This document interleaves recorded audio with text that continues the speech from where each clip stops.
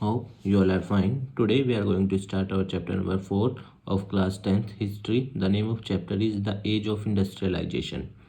Basically इस chapter के अंदर हम कवर करेंगे कि दुनिया में इंडस्ट्रियलाइजेशन कैसे स्टार्ट हुआ, कैसे देशों ने अपना डेवलपमेंट किया और इंडस्ट्रियलाइजेशन का एक देश के डेवलपमेंट में क्या रोल है. We will see that in the following chapter. So let us continue. Before the industrial revolution से पहले, और इंडस्ट्रियल रिवॉल्यूशन याद रखना ब्रिटेन के अंदर हुआ था सबसे पहले. There had been massive amount of industrial output for a foreign market.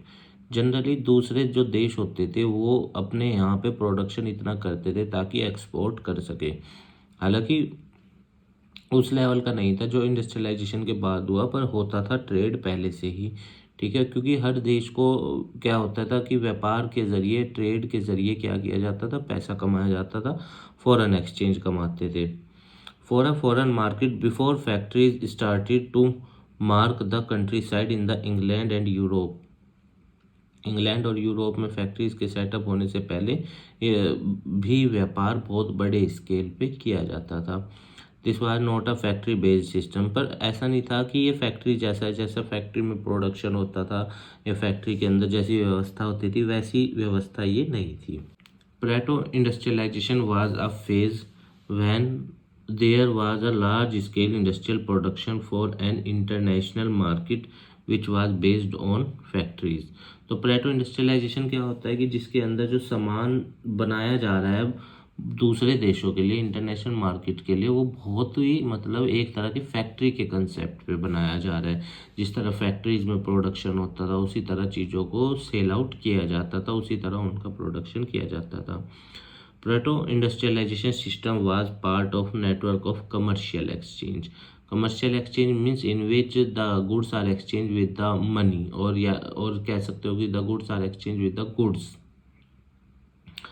The coming up of the factories, let us सी.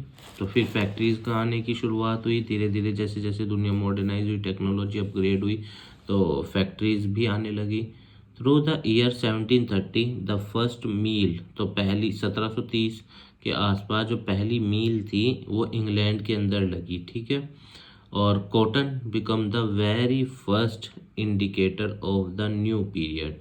और जो सबसे ज़्यादा उस मील में कपड़ा बना वो किसका था? कॉटन का था. याद रखना इंडिया के अंदर अगर मैं आपको बताऊं ब्रिटिशर्स जो थे वो फर्स्ट वर्ल्ड वॉर तक जो कॉटन थे अधिकतर वो अपना किससे इंपोर्ट करते थे? अमेरिका से. पर उसके बाद से उन्होंने किससे इंपोर्ट किया? इंडिया से. ध्यान रखना बहुत बड़ी मात्रा में जो रॉ फॉर्म में कॉटन उनको चाहिए था वो पहले यूएसए से लेते थे, फिर बाद में किससे लेने लगे? इंडिया से. क्योंकि यूएसए फिर अपने ग्रुप्स बनाने लगा यूएसएसआर को हराने के लिए, इस तरह से चीज़ें थी ना. Cloth manufacturing was distributed throughout the countryside as it was common within the village homes. तो जो क्लॉथ मैन्युफैक्चरिंग था वो क्या पूरे देश के अंदर उसको डिस्ट्रीब्यूट करना शुरू किया गया. क्योंकि देखो गांव के अंदर तो लोग अपने घरों में कपड़े बना ही रहे थे, ठीक है ना, जिसको हम पावर लूम, हैंडलूम या चरखे से कह सकते थे, मतलब बाय हैंड वो बनाते थे. पर जो मैन्युफैक्चरिंग गुड्स थे, जो मशीनों में बने हुए कपड़े थे, फिर उनको धीरे धीरे पूरे देश के अंदर पहुंचाया गया. At the beginning of 19th century factories become a growing aspect of the English environment. और जैसे जैसे 19वीं शताब्दी शुरू हुई अंग्रेज़ों का जो अस्तित्व था, जो अंग्रेज़ों का प्रभुत्व था, वो भी फिर इसी से ही क्या बढ़ने लगा? फैक्ट्री से ही बढ़ने लगा. मतलब कह सकते हो कि उनका कल्चर, उनका ट्रेडिशन, वो सब फैक्ट्रीज के अंदर प्रोडक्शन करके पूरी दुनिया में क्या कर रहे थे? उस चीज़ को बेच रहे थे. The pace of industrial change. अब देखो जब इंडस्ट्रीज आ जाएंगी तो फिर परिवर्तन तो आएगा, सोसाइटी क्या होगी? धीरे धीरे बदलेगी. Cotton and metals were two of the most active sector in Britain. एक तो कॉटन और दूसरा मेटल्स, मतलब स्टील, इसका प्रोडक्शन, स्टील एंड आयरन. और देखो एक देश के डेवलपमेंट, एक देश के बैकबोन जो होती है वो उसका स्टील ही होता है, ठीक है ना, क्योंकि स्टील के बिना कोई भी इंफ्रास्ट्रक्चर डेवलपमेंट जनरली नहीं किया जा सकता. हमारे यहाँ पे इंडिया में टिस्को कंपनी थी पहली 1907 में जो खुली थी स्टील से रिलेटेड, ठीक है. Iron and usage grew quickly. तो जैसे जैसे देखो देश डेवलप होता है, लोहे की डिमांड क्या होती है, स्टील की डिमांड क्या होती है, बढ़ने लगती है। क्योंकि स्टील और आयरन क्या होता है देश के लिए, चाहे आप इंफ्रास्ट्रक्चर हो, घर हो, कुछ भी हो, सब में चाहिए। Grew quickly with the growth of rail roads in England. और जैसे जैसे रेल का विस्तार हो रहा था, रेलवेज का, उसमें तो लोहा ही चाहिए, क्योंकि आपको पता है पूरी ट्रेन भी लोहे की होती है और पटरी भी उसी से ही बनती है।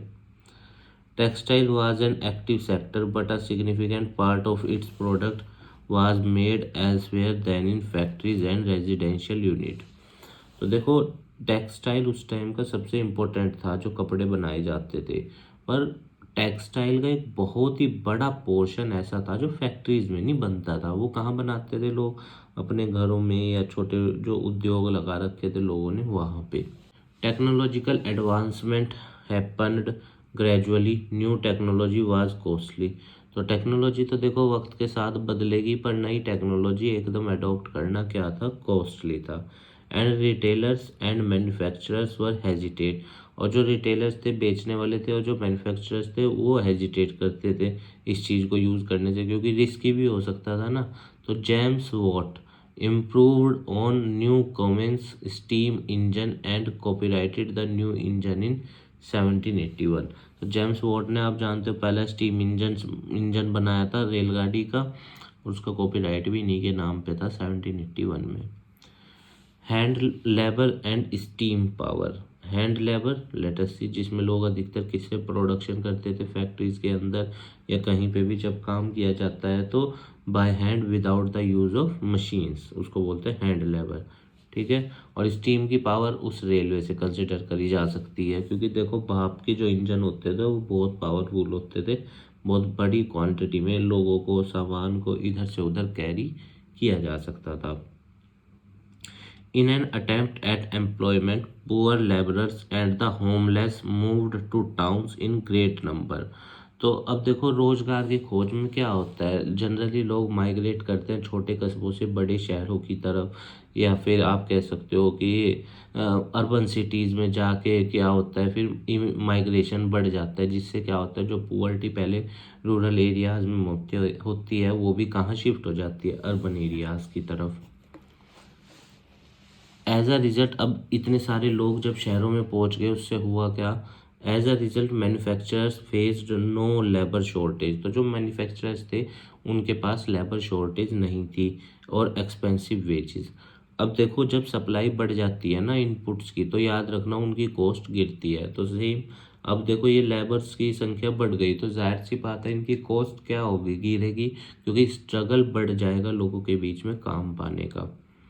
In all such sector where output varied with the seasons, manufacturers typically preferred hand labor। तो जहाँ पे सीजन मैटर करता था, उस केस में मैन्युफैक्चरर जो होते थे वो हैंड लेबर को यूज़ करते थे, कि काम है 6 महीने, ठीक है, कर लिया, उसके बाद अपने घर चले जाओ मजदूरों, ऐसा होता था। Hiring employ for each season, हर सीज़न के लिए एम्प्लॉयज़ को हायर किया जाता था, कि ठीक है सीज़न चल रहा है, आप काम करो यहाँ पे, और सीज़न के ख़त्म होते ही उसको क्या कर देते थे, निकाल देते थे या भेज देते थे। In nation where labour is scarce, और जहाँ पे मजदूर कम थे, industrialist have focused on using. वहाँ पे जो फैक्ट्री वाले थे वो किसको यूज़ करना चाहते थे, मशीनों को, क्योंकि वहाँ पे लेबर नहीं मिल रही थी ना उनको। और याद रखना, देखो जब लेबर सप्लाई ज़्यादा होती है, तो याद रखना उसके रेट्स भी क्या होते हैं, कम होते हैं। Focused on using mechanical force to reduce the demand for human labour. तो वहाँ पे वो मशीनों का यूज़ करते थे, ताकि डिमांड जो है मज़दूरों की, वो क्या करी जा सके, कम करी जा सके। अब एक वर्कर का जीवन कैसा होता है, देखो वर्कर का तो जीवन आपको पता है, जनरली जो गवर्नमेंट के लॉज होते हैं वो तो कभी लागू हो ही नहीं पाते ग्राउंड लेवल पे। तो वर्कर्स का जीवन कभी भी अच्छा नहीं हो सकता, हो पाता है, हो तो चलो हो सकता है, पर पाता नहीं है। जनरली ये देखा गया है कि workers does not enjoy all the basic rights which government provide them, because every employer wants that कि उनकी कॉस्ट कम आए। So why there is need to make unnecessary expenditure on the security or health, or providing some safety equipment to the worker. Workers' livelihood were impacted by the market's excess level. अब देखो जितना ज़्यादा बाज़ार में labour होता है ना, उतनी ज़्यादा फिर लेबर की डिमांड क्या होती है, कम हो जाती है। और जिस चीज़ की सप्लाई ज़्यादा और डिमांड कम होना, उसके रेट क्या होते हैं, जनरली देखा गया है कि वो उस कमोडिटी के रेट गिरते हैं। The real prospect of finding employment was dependent on the current relationship with the friends and family। और उसी इंसान को जनरली काम मिल पाता था आसानी से जिसकी जान पहचान थी या रिश्तेदार थे पहले से ही शहर के अंदर।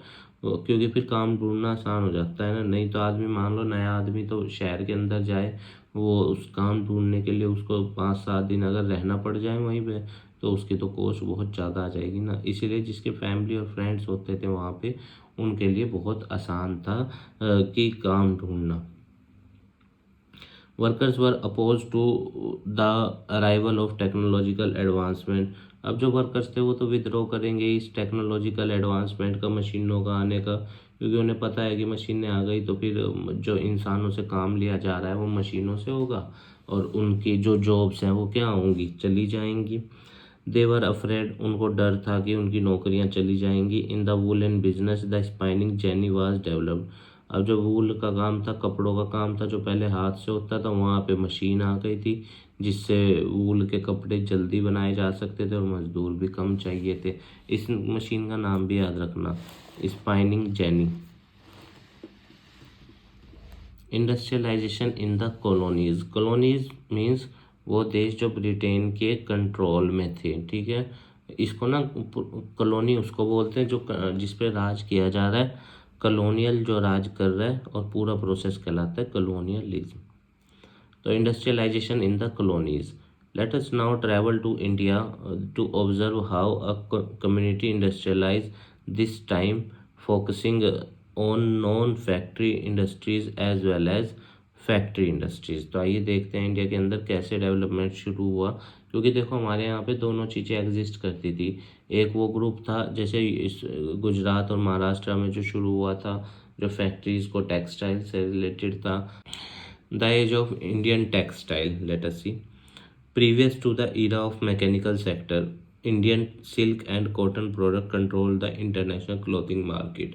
क्योंकि देखो भले ही दूसरे देशों में प्रोडक्शन मशीनों से था, पर हमारे जो कपड़ों की या हमारे जो सिल्क की क्वालिटी थी वो बहुत टॉप थी। पार्टीशन से पहले तो हमारे इलाके में था ना जूट का भी सारा एरिया इधर का अपना, जिसको ईस्ट पाकिस्तान कहा जाता था वो।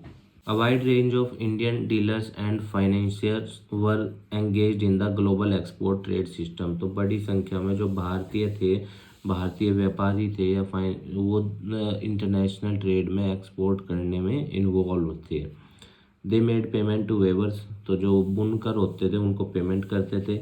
हैंडमेड फैब्रिक उनसे खरीदते थे और फिर उस सामान को क्या करते थे, एक्सपोर्ट कर देते थे दुनिया में, और फिर बढ़िया पैसा कमाते थे। वही बात थी, मतलब जो इंडियन वेवर्स थे उनसे सस्ते में लेके एक्सपोर्ट करके बढ़िया। अच्छा वो होता था अच्छी क्वालिटी का क्योंकि हाथ से बनाया जा रहा था, ठीक है। Trade made trade from the ports, ports बंदरगाहों से किया था जाता था पानी के जहाज के जरिए। आज भी इंडिया बहुत बड़ी मात्रा में अपना जो एक्सपोर्ट इंपोर्ट का काम है वो पानी के जहाज से ही करता है। तो trade from the ports dropped precipitously, credit that had previously funded early commerce started to dry up and local lenders gradually went insolvent। अब देखो जैसे जैसे मशीनों का वो बढ़ने लगा या डेवलपमेंट बहुत ज़्यादा तेज होने लगा, तो जो चीज़ें थी फिर वो भी बदलती। तो जो पोर्ट्स थे उनको भी अपग्रेड करने की बात थी या फिर फंडिंग्स की ज़रूरत थी, पर लैंडर्स के पास इतनी बड़ी मात्रा में पैसा अवेलेबल नहीं था। अच्छा फिर उस दौरान देखो दुनिया भर में मंदी भी आने वाली थी। क्यों? क्योंकि जब आप मशीनें ले आओगे तो फिर प्रोडक्शन ज़्यादा होगा, पहली चीज़। दूसरी बात, लेबर जो थी वो अनएम्प्लॉयड हो जाएगी। तो जो अनएम्प्लॉयड हो गई यानी मनी सप्लाई कम हो जाएगी देश में, और ऊपर से जो प्रोडक्शन है वो बहुत ज़्यादा है। तो फिर क्या होगा, जाहिर सी बात है वो रिसेशन पीरियड शुरू हो जाएगा एक देश के अंदर। The transition from ancient to new ports. Ancient पहले पुराने तरीके के पोर्ट बने हुए थे, पर अब मशीनों वाले पोर्ट आ जाने थे जिससे एक्सपोर्ट इंपोर्ट के काम को भी क्या किया जाना था, आसान। Reflected the expansion of colonial authority. और जैसे जैसे नए पोर्ट्स बनते गए डेवलपमेंट होता गया उससे कॉलोनियल राज या ब्रिटेन का जो अस्तित्व था और ज़्यादा बड़ी संख्या में बढ़ने लगा दुनिया भर के देशों में। पर बुनकर्स के साथ क्या हुआ? अब देखो मशीनें आ जाएंगी तो बुनकर्स को तो फिर कोई पूछेगा ही नहीं। The company had attempted to get rid the current dealers and brokers, तो कंपनी ने कोशिश करी कि इनसे निकला जाए, डीलर्स से और ब्रोकर से, एजेंट से। It assigned a salaried servant known as the gomastha, तो उन्होंने एक वर्कर रख लिया, मतलब नौकर रख लिया जिसको गोमस्था कहा जाता था। To protect overseas weavers, gather provisions and inspect fabric quality, जिसका काम होता था जैसे कह सकते हो एक तरह का सुपरवाइजर रख लिया जो सारी चीज़ों को देखेगा कि वेवर्स कैसा बुन रहे हैं या वो सब चीज़। It made it impossible for the company's weavers to interact with other customers. अब कंपनी के जो वेवर्स थे उस पर कंट्रोल सुपरवाइज़र रख रहा है तो उनके लिए इम्पॉसिबल था कि बाज़ार में कस्टमर से इंटरेक्ट करना, क्योंकि देखो कई बार क्या होता है जो कंपनीज होती हैं ब्रांडेड कंपनीज हैं, आप उनके कपड़े देखिए 3-3 हज़ार 2,500 इस तरह के हैं, हालांकि और उनको बनाता कौन है? वही एक लोकल कंपनी। तो जनरली क्या होता है एमएनसीज टाई अप कर लेती हैं लोकल कंपनी से और उनकी गुड क्वालिटी के प्रोडक्ट को बेचती हैं अपना टैग लगा के। The newly arrived gomasthas were outcast who had no long term societical ties into the community, और जो ये लोग मतलब कि अपॉइंट किए गए इनको सोसाइटी से कोई लेना देना नहीं था, मतलब ऐसे लोगों को ये लेके आए जो मतलब कि किसी से घुल मिल ना सके या किसी कम्युनिटी से वो ना हो, नहीं तो फिर क्या होता है कि जो स्ट्रिक्टनेस होनी चाहिए वो धीरे धीरे ख़त्म होने लगती है। They were haughty marching into communities with sepoys and peons, तो जब ये लोग चलते थे तो इनके साथ इन्होंने अपने जासूस भी छोड़ रखे थे और पियोन कह सकते हो इनके साथ जाते थे और वेवर्स को पनिश करते थे। अगर ये वेवर्स इनको टाइम पे सप्लाई ना करे तो उनको वेवर्स को मारते थे। Weavers abandoned communities and moved setting up machine in villages, तो वेवर्स ने क्या किया, जो ये सब चीज़ें उन्होंने बुनना त्याग दिया और छोटी मोटी जो फैक्ट्रीज थी वो अपने विलेज में ही लगाने लगे, मतलब अब वो अर्बन सिटीज़ की तरफ मूव ऑन करना उन्होंने बंद कर दिया। ठीक है, और जहाँ पे उनके फैमिली टाइज थे वहीं पे परिवार ने मिलके छोटी मोटी अपनी फैक्ट्री वहीं पे सेटअप कर ली खुद की, क्योंकि देखो वो अच्छी क्वालिटी का इतना मेहनत कर रहे थे तो फिर सारा मुनाफा अंग्रेज़ों को देने की ज़रूरत क्या थी, इसलिए।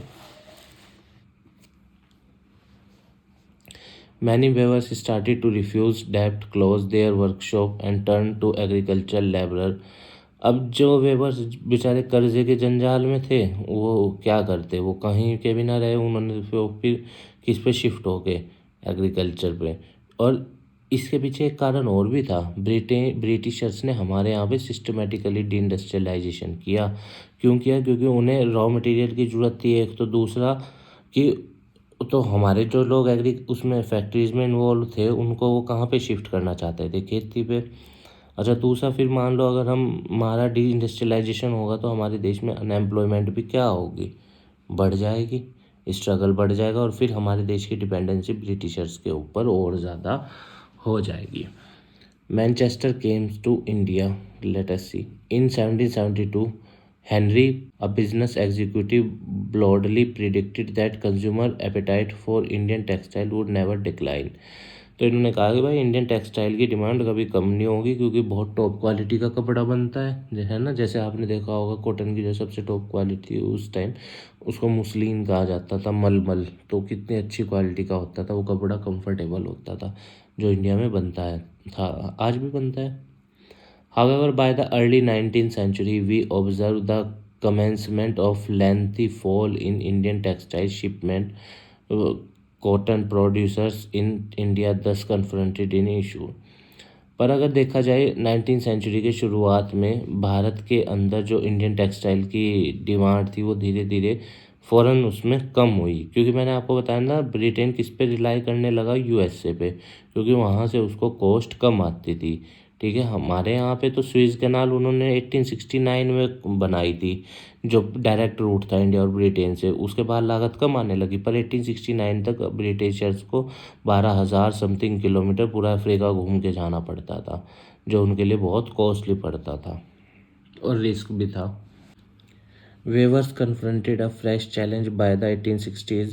They were unable to obtain an adequate quantity of high quality raw cotton. अच्छा, फिर वेवर्स को अच्छी क्वालिटी का कॉटन भी नहीं मिल पा रहा था, क्योंकि आप जानते हो 1857 की क्रांति भी तो हुई थी उसी दौरान हमारे देश के अंदर। तो बहुत सारे फैक्टर्स हैं जो एक ही वक्त में प्रिवेल करते थे। By the close of the 19th century, artisans and other workers confronted a new challenge. India's factories started output overloading the market with mechanical goods. अब जैसे जैसे हमारे यहाँ पे भी टेक्नोलॉजी अपग्रेड होने लगी थोड़ी बहुत, तो धीरे धीरे प्रोडक्शन फिर क्या हुआ, बढ़ने लगा, और उसके ज़रिए फिर जो बाज़ार में गुड्स थे वो बड़ी मात्रा में प्रोड्यूस या उनको हमारी फैक्ट्रीज़ के अंदर प्रोडक्शन उनका बढ़ गया। Jute factories appeared in Bengal around the same period, क्योंकि बंगाल के अंदर हुगली रिवर के किनारे हमारे यहाँ पे जूट फैक्ट्री थी, जो फिर पार्टीशन के बाद उधर चली गई थी, किधर, ईस्ट पाकिस्तान के अंदर। In North India the Elgin mill opened in Kanpur Madras. First spinning, ये स्पाइनिंग वाली मशीन से बुनने एंड वेविंग, ठीक है, कपड़ा इससे मशीन से स्पाइन किया जाता था। फैक्ट्री स्टार्ट ऑपरेशन इन 1874 में मद्रास और कानपुर के अंदर हमारे यहाँ पे शुरू हो गई थी spinning mills. The early entrepreneurs, many corporate organization can trace their roots again to trade with the Chinese. तो फिर शुरुआत में सबसे पहले उन्होंने जो अपना व्यापार करना शुरू किया था वो किन के साथ था, चाइनीज़ लोगों के साथ था।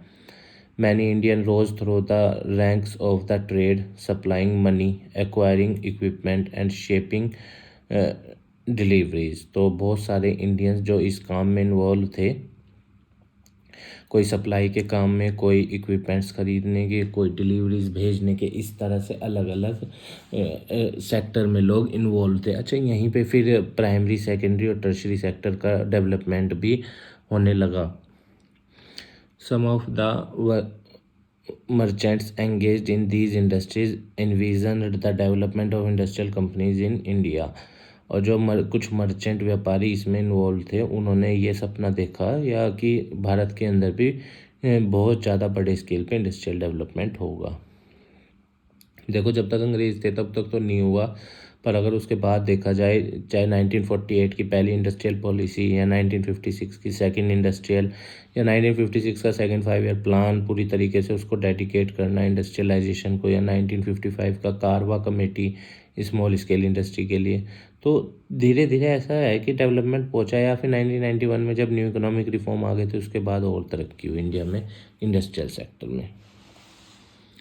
However, due to colonial authority, Indians were prohibited. अब colonialism तो आप जानते हो वो हमें कैसे अलाउड कर देंगे, तो Indians were prohibited from dealing in manufactured products with Europe के साथ हम डील नहीं कर पा रहे थे, and were forced to ship mostly unprocessed good, और हमें ज़बरदस्ती मजबूर किया जाता था कि हम रॉ मटेरियल भेजें, क्योंकि देखो अगर हम फिनिश गुड भेजेंगे तो फिर क्या होगा, उनका फिनिश गुड कोई खरीदेगा नहीं, इसलिए वो हमारे फिनिश गुड पे टैक्स लगाते थे ताकि वो एक्सपेंसिव हो जाए, और अपने फिनिश गुड पे जब वो इंपोर्ट किया जाता था तो कोई टैक्स नहीं था।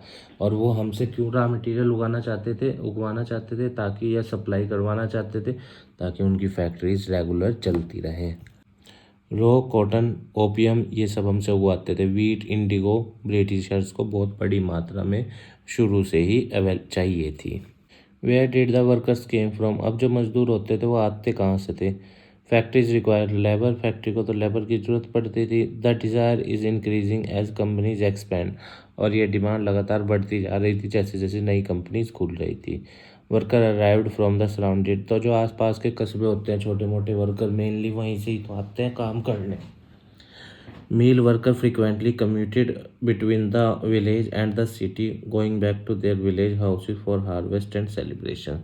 तो जब शहर में काम पूरा हो जाता था तो, या फसलें गांव के अंदर हो जाती थी तैयार, तो देखो मान लो फसलें बो दी, अब 6 महीने तो वो खाली है ना, तो वो क्या करते थे, फैक्ट्रीज में काम कर लेते थे, और जब फसलें काटने का टाइम आता था तो फिर वापस अपने गांव जाकर चले जाते थे, फसलों को काटते थे, मतलब सेलिब्रेशन करते थे।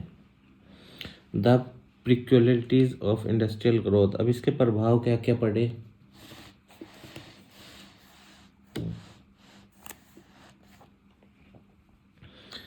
Certain goods picked the attention of European managing agency which controlled industrial output in India। कुछ सामान ऐसे थे जिस पे ब्रिटिशर्स बहुत ही ज़्यादा रिलाय थे, जैसे Indian spinning factories made yarn धागा that had been utilized by loom weavers in India और ship to China.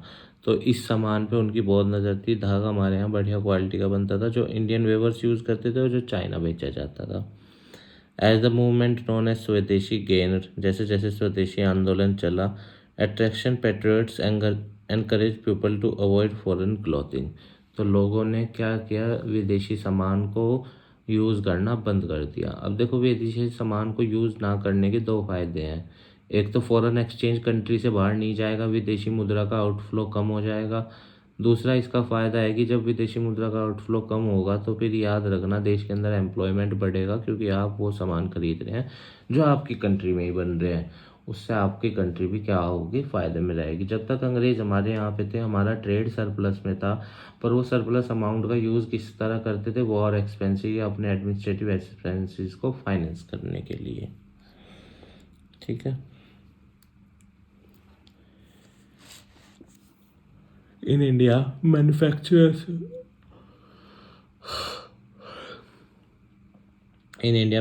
started to move from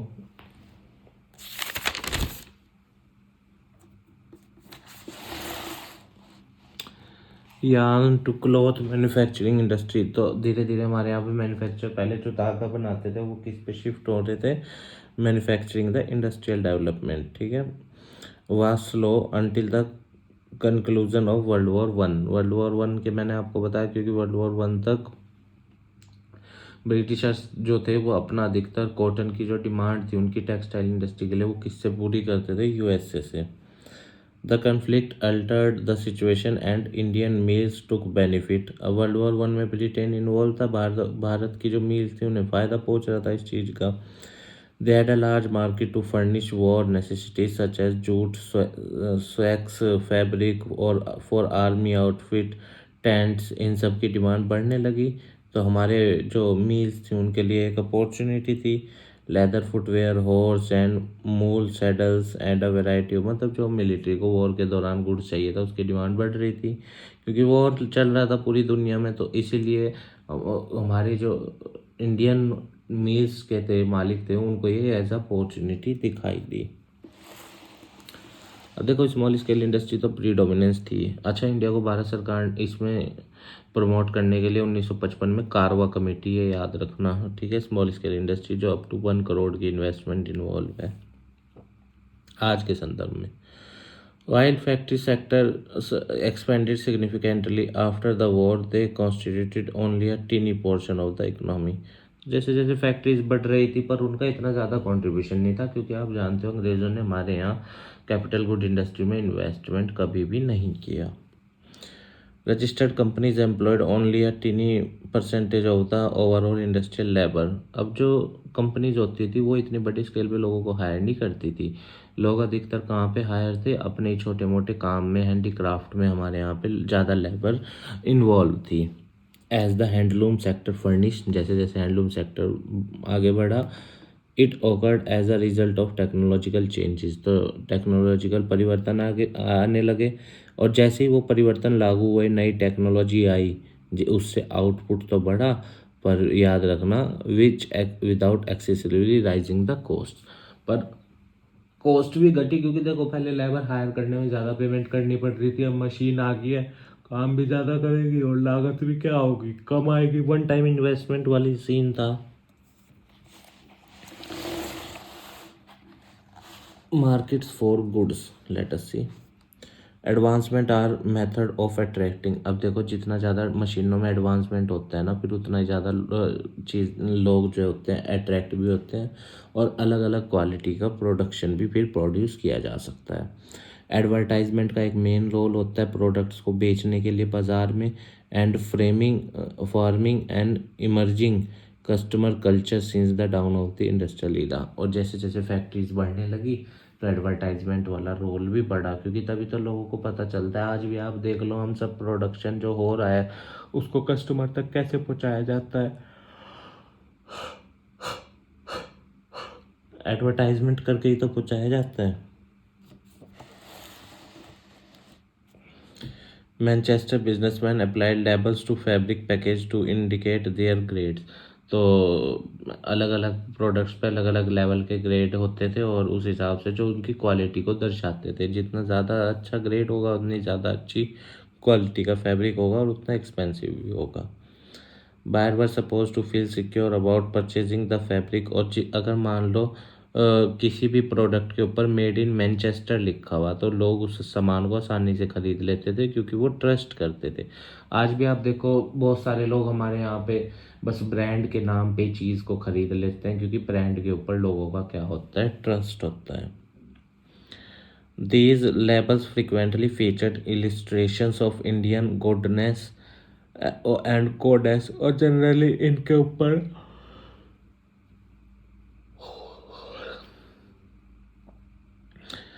These labels frequently featured in illustration of Indian goddess and god। और जो generally products के ऊपर Indian God's के या God की photo छापी जाती थी, गॉडेस की, उससे क्या होता था, लोग फिर विश्वास कर लेते थे कंपनीज के ऊपर और आसानी से उनके प्रोडक्ट्स क्या हो जाते थे, सॉर्ट आउट हो जाते थे, बिक जाते थे। When the product was used by the king. और अगर राजा प्रोडक्ट को यूज कर रहा ना तो समझो फिर वो प्रोडक्ट टॉप क्वालिटी का है और वो आसानी से बिक जाता था और कोई भी उस चीज़ पे फिर सवाल नहीं उठा सकता था।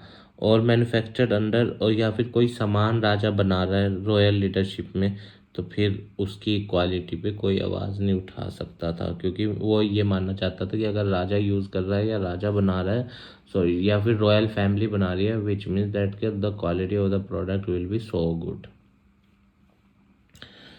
सो कंक्लूजन इस चैप्टर का देखते हैं। ये तो कंक्लूजन तो देखिए यही है कि जैसे जैसे टेक्नोलॉजिकल एडवांसमेंट होता है वर्कर्स को का जो चेंज है वो बदलता है, वर्कर्स का पैटर्न बदलता है, उनकी डिमांड सप्लाई के फैक्टर में चेंजेस आते हैं। The industrial era has resulted in significant technical changes, the growth of companies and the formation of an innovative industrial force। तो जैसे जैसे इंडस्ट्रियलाइजेशन आया दुनिया के अंदर उससे टेक्नोलॉजिकल चेंज बढ़े और कंपनीज की ग्रोथ भी क्या हुई, चेंज हुई, ठीक है ना, मतलब अलग पैटर्न में आगे बढ़ी और इनोवेटिव इंडस्ट्रियल फोर्स भी डेवलप होने लगी क्योंकि अलग अलग तरह की मशीनें आने लगे और डिमांड भी अलग अलग तरह की मार्केट के अंदर रेज होने लगी। Hand techniques and small scale manufacturing attempt to take over Indian market. तो पहले आप जानते हो हमारे यहाँ पे सामान क्या होता था, बाजार हैंड से बनता था पर वो पर्याप्त नहीं था इंडियन मार्केट की डिमांड को पूरा करने में। इसलिए फिर, और क्योंकि देखो हाथ से सामान बन रहा है उसमें टाइम लगता है, वो क्वालिटी तो अच्छी होती है मानते हैं पर एक्सपेंसिव भी होता है, और जो मशीनों से सामान बनता है वो सस्ता भी होता है। So the last point, as well as how Indian makers and artisans, merchants and businessmen register colonial control। और हम आप जानते हो हमारे यहाँ पे ब्रिटिशर्स का पूरा कंट्रोल था इंडियन मर्चेंट्स के ऊपर कि मेनली वो ये चाहते थे कि ये लोग फिनिश गुड ना तैयार करें, बस रॉ मटेरियल बनाएं और वो रॉ मटेरियल इनकी फैक्ट्रीज को सप्लाई करते रहें। Demanded protection from tariffs. Tariff जो हमारे ऊपर लगाए जाते थे क्योंकि अगर हम फिनिश गुड भेज रहे हैं तो उस पर टैरिफ लगाते थे ताकि वो एक्सपेंसिव हो जाए और फिर वो बिके ही ना। Credit their areas and attempt to expand the market to generate. और धीरे धीरे क्या हुआ, जैसे जैसे बाजार बढ़ने लगा उससे अंग्रेज़ों को ही ज़्यादा मुनाफा हो रहा था आज़ादी तक क्योंकि आप जानते हो पूरे बाज़ारों में उन्हीं का ही होल्ड था। तो उम्मीद है गाइस आपको चैप्टर समझ में आया होगा। हमारे काम को सपोर्ट करने के लिए वीडियो को लाइक कीजिएगा, अपने दोस्तों के साथ शेयर कीजिएगा और हमारे चैनल को भी सब्सक्राइब कर दीजिएगा। और स्टूडेंट देखिए मेहनत का कोई विकल्प नहीं होता, तो मेहनत बहुत ज़्यादा कीजिएगा लाइफ में, तभी आप अपना अस्तित्व इस सोसाइटी में स्थापित कर सकते हैं। आप स्वस्थ रहिए, खूब जीवन में आगे बढ़िए, यही हमारी मनोकामना है। इस देश को अच्छा बनाइए, समाज को अच्छा बनाइए। ठीक है स्टूडेंट्स, धन्यवाद।